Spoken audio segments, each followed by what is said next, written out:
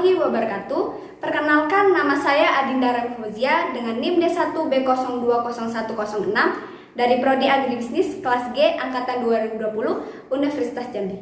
Pada video kali ini saya akan menjelaskan dan menunjukkan tentang penyakit tanaman dengan tanaman yang ada di sekitar perkarangan rumah saya.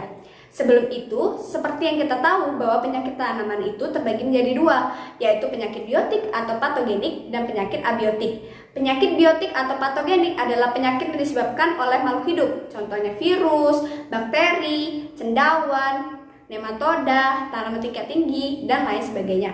Sedangkan penyakit abiotik adalah penyakit yang disebabkan oleh lingkungan.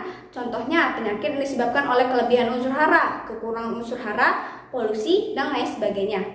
Nah, untuk dapat mendiagnosis dari penyakit tanaman ini, kita harus memiliki pengetahuan terlebih dahulu tentang simptoms atau gejala dan sign atau tanda dari penyakit tanaman ini. Nah, gejala atau simptom adalah penyimpangan morfologi dari kondisi normal yang dapat kita lihat secara visual yang merupakan efek dari serangan patogen. Sedangkan kalau misalnya sign atau tanda itu merupakan bukti fisik dari keberadaan patogen tersebut. Nah, untuk contohnya ikutin terus ya. Pada contoh kali ini saya akan membahas tentang penyakit tanaman yang disebabkan oleh makhluk hidup. Di belakang saya sudah ada contoh yaitu tanaman mangga aromanis. Pada daun tanaman mangga ini terkena penyakit bercak daun kelabu. Penyakit ini disebabkan oleh jamur Pestalotiopsis mangiferae. Gejala serangannya yaitu pada daun-daun tua terdapat bercak-bercak yang bentuknya tidak teratur, berwarna kelabu keputih-putihan dengan panjang bercak beberapa milimeter. Bercak-bercak dapat bersatu membentuk bercak yang lebih besar yang dapat mencapai beberapa sentimeter. Bercak biasanya dibatasi oleh tepi berwarna gelap. Pada bercak tua, pada bagian yang berwarna kelabu, terdapat titik hitam yang terdiri dari tubuh buah patogen. Seringkali bagian ini pecah dan menimbulkan lubang. Nah, untuk pengendaliannya terdapat dua cara, yaitu kultur teknis dan kimiawi. Secara kultur teknis dapat dilakukan pemeliharaan tanaman secara baik.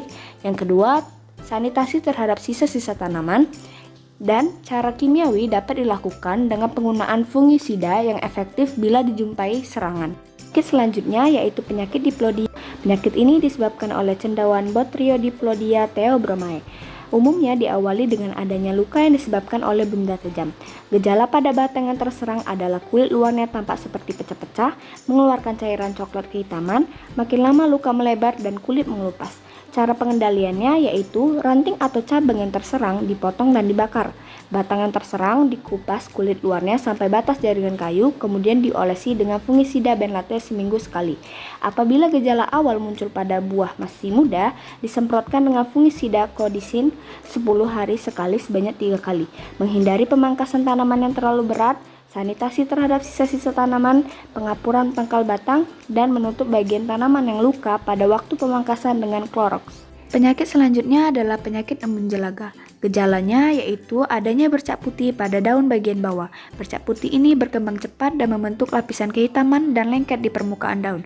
Bercak putih ini merupakan jamur, yaitu ada dua jenis, yaitu Capnodium sp dan Meliola sp. Tujuannya yaitu dengan sanitasi lingkungan, mengurangi kerimbunan pohon, mengurangi pemupukan dengan kandungan nitrogen yang tinggi, serta dengan infus fungisida organik berbahan aktif jamur Trichoderma, Beauveria bassiana, dan Metarhizium. Tanaman selanjutnya adalah tanaman jambu biji.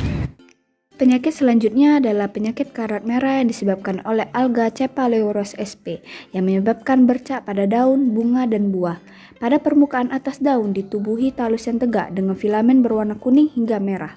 Penyakit karat dapat menyebar melalui hembusan angin yang membawa HIV patogen. Selain itu, kontak langsung dengan bagian tanaman terinfeksi juga dapat menyebabkan penyakit ini. Pengendaliannya yaitu dengan membuang dan membakar bagian tanaman yang sudah terserang supaya tidak menular ke bagian lain. Sekian penjelasan yang dapat saya sampaikan. Saya akhiri. Wassalamualaikum warahmatullahi wabarakatuh.